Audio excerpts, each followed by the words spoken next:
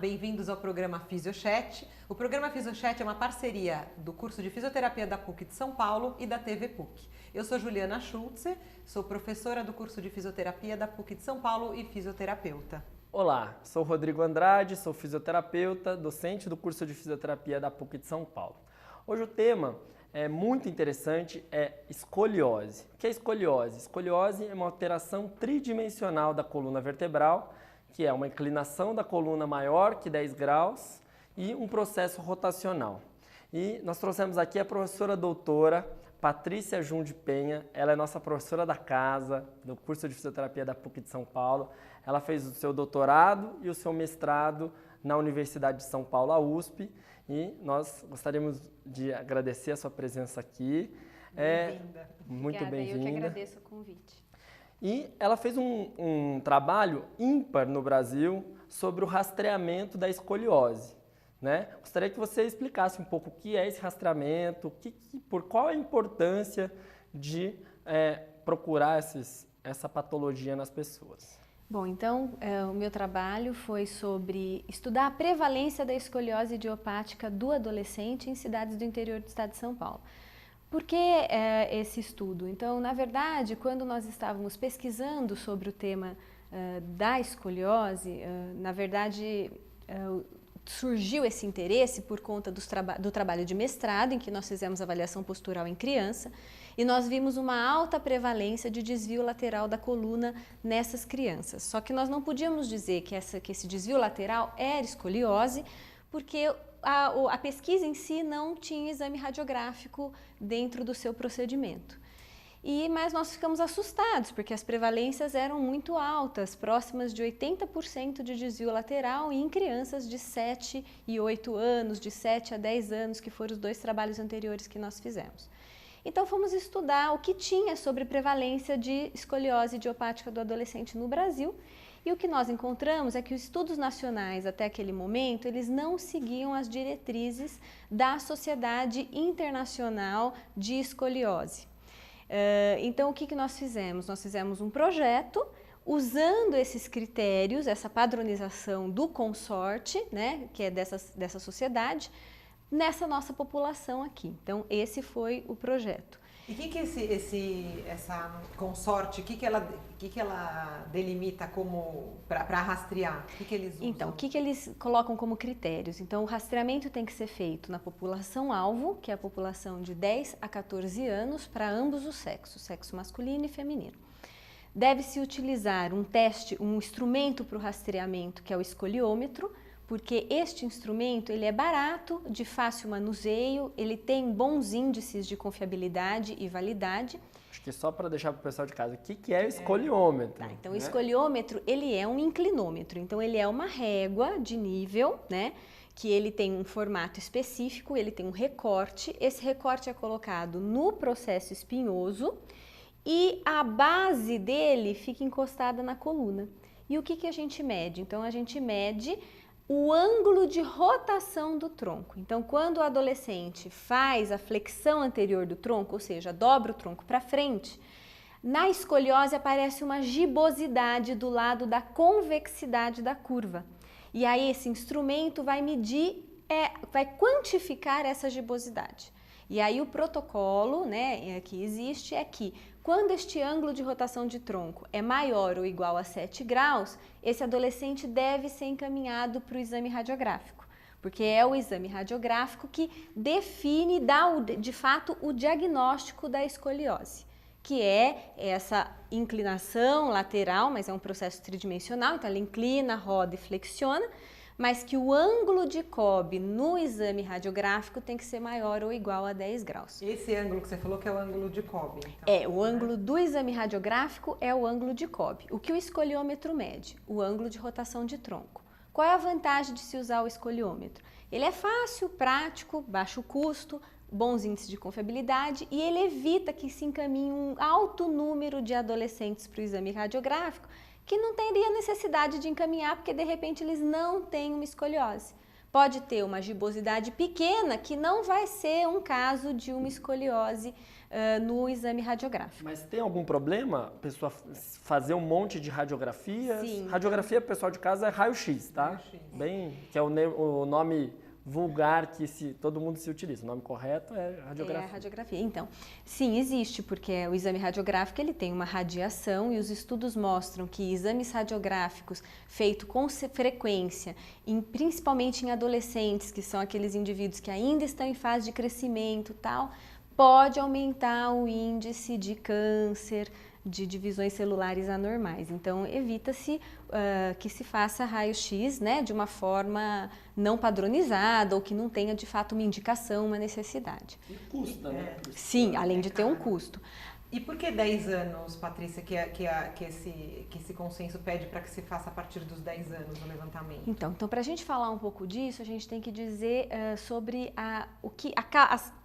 as classificações da escoliose e suas possíveis causas. Então, na verdade, a escoliose, só escoliose, é a deformidade tridimensional da coluna e ela pode ter algumas causas. Ela pode estar relacionada, por exemplo, a doenças neuromusculares, a malformações, né? Mas a escoliose idiopática, que é o objetivo deste trabalho que nós fizemos, é aquela escoliose que não tem uma causa específica. Então, existem diversas teorias neurológicas, hormonais, biomecânicas envolvidas no processo de fisiopatologia da escoliose idiopática, mas nenhuma dessas teorias consegue justificar todos os casos de escoliose. E aí, dentro da escoliose idiopática, nós temos aquelas que aparecem até os 3 anos de idade, que é a escoliose infantil, a escoliose juvenil, que aparece dos 3 aos 10 anos de idade, e a escoliose idiopática do adolescente, que aparece dos 10 anos de idade à maturidade do sistema músculo-esquelético. E essa escoliose idiopática do adolescente, dentre todas as escolioses idiopáticas, ela é a mais prevalente. Então, por isso que teria que ser feito a partir dos 10 anos de idade. A gente tem uma pergunta do pessoal das nossas redes sociais aí, que eles mandaram pra gente, querendo saber um pouquinho sobre os adolescentes. Meu nome é Eduardo, tenho 19 anos, e eu ouvi dizer que a escoliose se dá mais em adolescentes do que em adultos. Isso é verdade? E por que isso ocorre? Obrigada pela pergunta. Na verdade, é um pouco do que a gente acabou de falar, né? Então, a escoliose idiopática do adolescente surge, ela é mais prevalente, né? Ou seja, acontece mais na adolescência. O porquê a gente não sabe que é só na adolescência, mas quando a gente compara com essas outras classificações da escoliose, nós temos um maior número de casos nos adolescentes. Agora, existem algumas coisas na fisiopatologia que levam a gente a entender um pouco melhor por que da adolescência. Então, uma delas é a relação muito importante que existe, a associação que existe entre o aparecimento da escoliose idiopática do adolescente e a puberdade. Então, estar na puberdade é onde a gente fica mais preocupado porque ela surge e ela também tem a capacidade, aumenta, né, a sua gravidade. Então, o risco de progressão é maior perto das idades do estirão. Então, no trabalho que nós fizemos no doutorado, nós vimos que estar aos 13, 14 anos de idade aumenta em 2,6 vezes a chance de ter escoliose do que ser mais novo, por exemplo, do que estar numa idade menor, do que, por exemplo, 10 anos. Então, tem essa associação de estirão de puberdade com escoliose idiopática do adolescente. Hormonal, de repente. Então, na teoria hormonal, o que eles falam? Eles falam da deficiência do estrogênio nas adolescentes com escoliose idiopática quando comparadas com aqueles indivíduos do grupo controle, ou seja, que não têm escoliose, mas que têm a mesma idade daqueles que têm escoliose. Quem não tem escoliose tem maior quantidade de estrógeno do que aquelas que desenvolvem. Isso, que desenvolve a escoliose. Então, isso está dentro da teoria hormonal para a escoliose. E daí estrogênio a gente pensa nas meninas. E tem diferença menino e menina? Sim, a prevalência da escoliose idiopática ela é maior no sexo feminino do que no masculino. Também no nosso trabalho nós vimos que ser do sexo feminino aumenta em 4 vezes a chance de ter escoliose. E os estudos na literatura internacional também mostram isso. Então, a escoliose idiopática do adolescente é associada ao sexo feminino muito fortemente e à puberdade. E uma das explicações por que ser mais frequente, mais prevalente no sexo feminino é o efeito Carter. Então, eles mostram que a escoliose idiopática do adolescente ela é uma doença multifatorial, de etiologia multifatorial, mas com uma predisposição genética. Então, existem genes relacionados à escoliose idiopática do adolescente. Esse é o efeito, que foi o efeito Carter. Então, o efeito Carter, porque o que acontece? Na verdade, nessa herança genética, ela pode ser tanto autossômica quanto cromossomal X, ela é poligênica. E o efeito Carter é o sexo feminino, se ele apresentar uma menor quantidade de genes para a escoliose, ele já apresenta a escoliose. O sexo masculino precisa ter muito mais genes relacionados à escoliose, aquele indivíduo precisa ter muito mais genes da escoliose para aparecer a deformidade. Certo. Então, esse é o efeito Carter. Menos genes relacionados à escoliose no sexo feminino é igual à escoliose. Então, não é que tem mais, são nos adolescentes, é que no adolescente é o público-alvo que ela vai piorar, então com isso, o que essa piora pode acontecer com essas pessoas? Por que isso é tão importante?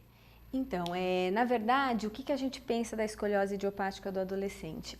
Quando a gente pensa, por que é importante rastrear, diagnosticar precocemente os adolescentes com escoliose? Ela é uma doença de uma prevalência relativamente baixa. O nosso trabalho, nós encontramos a prevalência geral de 1,5%, sendo 2,2% no sexo feminino e 0,5% no sexo masculino. Porém, quando a gente pensa na consequência dessa patologia para a população, a importância dela fica maior. Porque os estudos mostram, inclusive estudos de coorte, que são aqueles que acompanham o indivíduo a longo prazo, né? Eles mostram que o indivíduo com escoliose, mesmo pequenas curvas, eles, ao passar do tempo, comparando com indivíduos que não têm escoliose, pareados para sexo e idade, eles têm maior prevalência de dor lombar, de afastamento do trabalho por dor, afastamento em escola por dor, problemas de saúde como espondiloartrose, hérnia de disco. Então, essas patologias são muito mais prevalentes nos indivíduos com escoliose, né? No caso aí, escoliose idiopática. Então, na verdade, quando a gente pensa no aparecimento, a escoliose idiopática do adolescente ela é mais prevalente. Mas esse indivíduo com escoliose na adolescência, ele vai ser um adulto com escoliose. Ela não vai desaparecer. Né? Ela vai perdurar e muitas vezes as implicações psicossociais e de saúde, de dor, elas estão muito mais associadas no adulto do que no adolescente com escoliose. Muitas vezes, dependendo da graduação da escoliose, passa despercebida essa patologia para os adolescentes. E daí, vamos dizer, é importante, então, uma mensagem que fica, é importante a gente ficar atento, principalmente nessa faixa etária, para pelo menos a gente identificar se isso está acontecendo. E tem alguma coisa, a gente pensando na fisioterapia, por exemplo, que é o nosso foco aqui, que o fisioterapeuta pode fazer para diminuir essas dores no futuro, para esse indivíduo não ter tantas repercussões negativas na vida adulta dele? Então, o tratamento para a escoliose é importante. Então, aqui no Brasil ainda pensa-se muito no seguinte esquema, né? Então, curvas leves de escoliose não faz nada, observa. Só acompanha. Só acompanha. Isso é perigoso ou não? Sim, porque na verdade ela progride, né? Então existem muitos casos de escoliose que ela progride muito rápido, dependendo do estágio de maturidade esquelética daquele indivíduo. E aí o cuidar dessa curva em graus maiores, ela é muito mais difícil. Então, quando essa curva escoliótica chega a 20, 25 graus, dependendo do estágio também da maturidade esquelética, tem indicação de colete. Então, o uso de colete, além de ter um custo alto para o paciente, né, e para a família, atrapalha muito o indivíduo na sociedade, porque ele fica com colete, a efetividade do colete está relacionada ao maior número de horas que ele usa por dia, e de repente como é que ele vai com os amigos, numa festa, numa balada, com um colete, né? Então, e é importante, mas socialmente atrapalha muito, escola, até trabalho, dependendo da idade, enfim. E aí, se essa curva progride ainda, mesmo com colete e tudo mais, quando ela chega em 40 graus, é indicação cirúrgica, que é uma cirurgia em que eles têm que fixar toda a coluna para evitar que essa curva progride, e aí você tem o risco de cirurgia. Toda cirurgia, seja ela qual for, tem risco de infecção, tem risco de diversas complicações. Então, e além do custo, que fica ainda muito mais alto. Então, por que não realizar um tratamento precoce, inicial, né? Para tentar, então, minimizar essas consequências da progressão e de dor para esse indivíduo, né? Patrícia, eu vou voltar um pouquinho ainda. Antes de falar da fisioterapia, queria ver se tem alguma coisa que a mãe que está em casa ou o pai que tem a criança e ela pode simplesmente dar uma olhadinha. Eu sei que ela não tem o nosso olhar clínico do fisioterapeuta, do profissional de saúde, do médico, mas tem alguma coisa em casa que na sua pesquisa você conseguiu observar que ela possa ter uma luz e falar assim, olha, realmente eu preciso dar uma olhada, levar o meu filho num profissional para saber se ele tem ou não escoliose? É possível? Sim, então o que nós vimos? No nosso trabalho, nós também fizemos uma avaliação postural dessas crianças, desses adolescentes, na verdade, com escoliose idiopática. E nós vimos que o desvio postural, foi o único desvio postural que teve uma associação com a escoliose, foi o desnivelamento do ombro. Então a gente até diz o seguinte, porque o pai e a mãe não vão ter um escoliômetro em casa, né, para pedir para fazer a flexão do tronco e medir a gibosidade. Mas se o desnivelamento do ombro é algo chamativo, leve o seu filho a um fisioterapeuta para uma avaliação, né? Converse com o pediatra, com o ortopedista, se for o caso, porque isso pode ser um indicativo da presença da escoliose. Então bateu o olho no filhão lá, na filha, aí viu? Muito desnivelamento. Corre Vocês podem ver essa gibosidade em casa, pedir para flexionar? Pode, dá para ver sim, dá para ver. Mas o desnivelamento do ombro é uma coisa mais prática, chama atenção, porque o indivíduo às vezes tá achando aqueles o adolescente parado, almoçando, sentado, em pé, às vezes sem camisa, na praia. Tem muitos casos de paciente que chegam ao nosso consultório e que não sabiam que tinha escoliose, mas aí foi à praia e alguém virou e falou, nossa, olha como o seu ombro, né, tá torto. E aí foi procurar ver, ou às vezes a linha da cintura também. Mas o que teve mesmo, de fato, estatisticamente, né, que a gente usa muito isso em pesquisa, a associação com a escoliose foi o desnivelamento do ombro. Vamos para mais uma pergunta lá do pessoal, dos nossos internautas? Tem bastante. Oi, meu nome é Amanda, eu estudo Educação Física na FMU e eu queria saber se tem algum exercício de fortalecimento que ajuda na escoliose. Obrigada pela pergunta. Nós temos sim, na verdade, na literatura internacional, nós temos a descrição de 7 técnicas que são utilizadas para o tratamento da escoliose idiopática do adolescente. Essas técnicas, elas têm evidência científica, no sentido de que elas conseguem, em alguns casos, melhorar a curva escoliose, mas o objetivo principal, muitas vezes, é evitar a progressão da curva.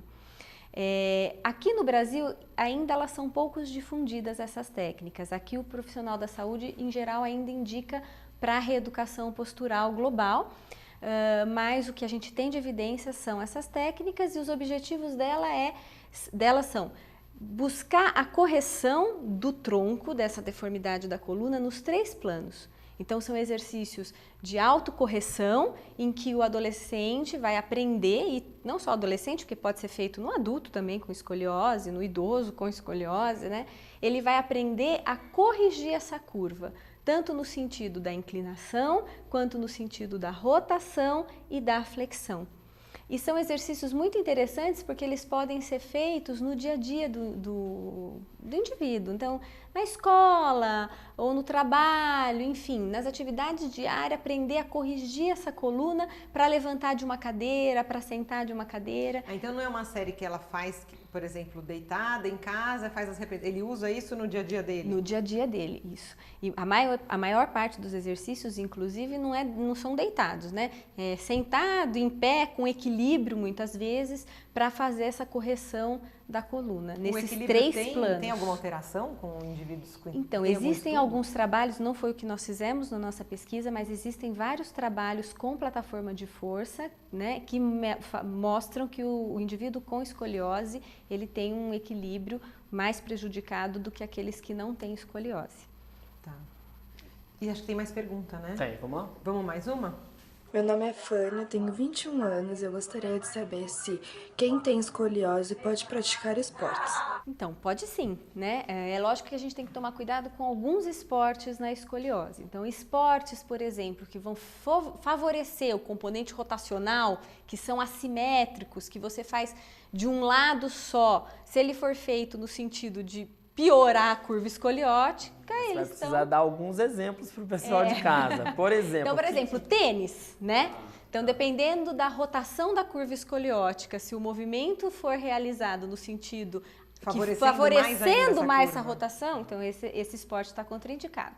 Por exemplo, a gente sabe que na escoliose idiopática também existe, não são todos os casos, mas a maior parte deles tem uma retificação da coluna, né? Uma diminuição das curvas torácicas, por exemplo.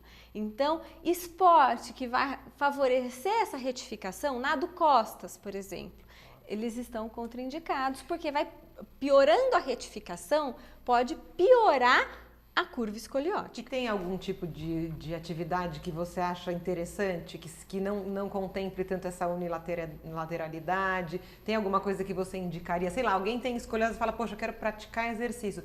Qual será o exercício ideal? Ou não existe, ou precisa fazer uma avaliação? Olha, para correção da curva, são exercícios mais específicos mesmo, né? Tem que fazer uma avaliação com o fisioterapeuta e identificar qual é o melhor exercício. Qual o melhor exercício, porque aí você vai verificar se a curva é direita, se é esquerda, para que lado ela roda, se é lombar, se é torácica, se são curvas duplas, e aí orientar o exercício específico para aquele indivíduo, né? Mas em termos de esporte, atividade física, a gente pode orientar a caminhada, mesmo a natação, mas não realizar o nado costas. Então esses exercícios podem ser realizados sem nenhum tipo de problema. E é legal porque fazendo esse trabalho com a fisioterapia, você pode falar para ele, olha, você vai caminhar buscando essa correção que você aprendeu. Essa autocorreção que você aprendeu nos exercícios específicos, você vai fazer isso, por exemplo, na sua caminhada, andando de bicicleta, por exemplo, aprender a corrigir no dia a dia. Porque a natação é algo que é bem difundido. Todos os médicos acabam indicando a natação. O que você acha? Ele seria bom? Então, a natação ela é muito divulgada ou indicada, melhor dizendo. Para problemas de coluna em geral. Né? Porque na verdade é feito na água, diminui o impacto, não é que não existe impacto, mas diminui o impacto e ela é simétrica, né? Porque você trabalha braço, perna de forma rítmica e simétrica. Então, é legal assim a indicação, mas para escoliose teria essa observação em relação ao nado costas. Depende, não é uma coisa boa para todo mundo. Para todo mundo, dá pra generalizar. sim, por conta dessa questão da retificação. Mas de repente, se é um adolescente com escoliose idiopática, com aumento de cifose, aí tudo bem, fazer a natação, inclusive o nado costas. Então, não dá para padronizar tudo numa coisa só, né? Você tem que acabar avaliando mesmo cada caso. Sabe o que eu fiquei pensando agora, falando disso, né, de esporte? Então, o indivíduo sedentário, que está mais gordinho, o excesso de peso, isso pode piorar a gravidade da escoliose ou aumentar, de repente, os sintomas de dor e de desconforto? Então, em relação à questão de peso, nós tentamos fazer essa análise também no nosso trabalho, relacionar a influência do índice de massa corpórea, por exemplo, com ter ou não ter escoliose. Nós não encontramos relação em relação a ter ou não ter escoliose. Mas a gente sabe que o aumento de peso, você imagina um indivíduo que tem uma deformidade na sua coluna, então essa coluna está inclinada. As distribuições de carga nas articulações são assimétricas, porque de um lado os corpos vertebrais estão mais próximos do que o outro. Aí em cima disso você aumenta o peso, né? O indivíduo mais obeso ele vai ter mais carga para sustentar nessa coluna que biomecanicamente ela já está desfavorável pela sua deformidade. Então, isso pode, inclusive, ser um fator que agrave a dor, né? Então, a indicação de atividade física, controle de peso, não só por isso, mas também por questões de saúde geral, né? Diabetes, hipertensão, então, vale a mesma regra. Tem que olhar assim. Acho que a gente tem a última pergunta. Tem, mas eu tenho uma que eu posso perguntar antes. Claro. E as grávidas? Porque eu fiquei pensando nisso, né? Tem alteração do centro... Como é que fica, né? Se ela tem uma escoliose, é pior? Então, pode piorar, né? Em geral, a grávida, o que acontece? Ela já está naquela fase que a gente não tem mais tanta aquela preocupação do risco de aumentar a curva de uma forma progressiva como acontece no adolescente.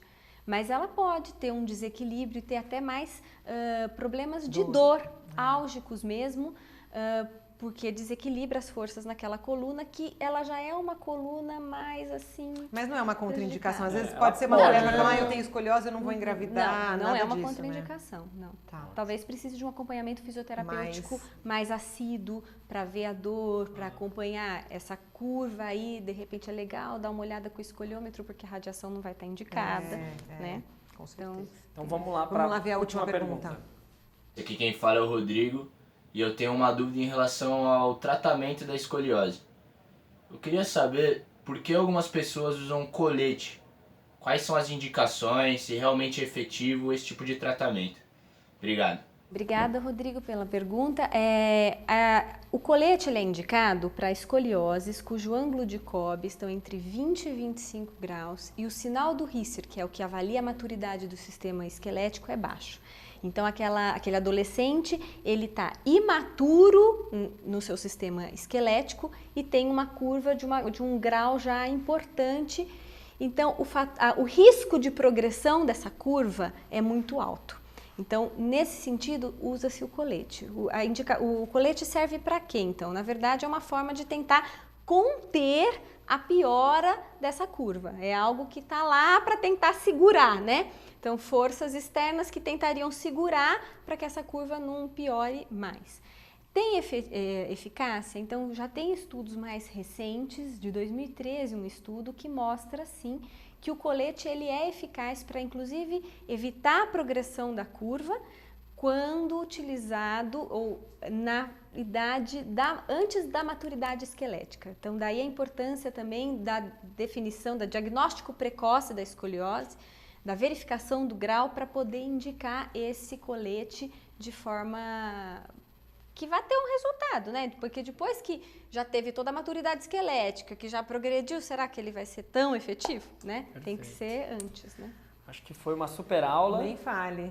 Agradecemos muito a sua presença, a sua contribuição com esse tema, com esse trabalho ímpar aqui no Brasil. Importantíssimo. Importantíssimo. Então, muito obrigado, pessoal. Nos acompanhe pelas nossas redes sociais, pelo Instagram, pelo Facebook. E até a próxima.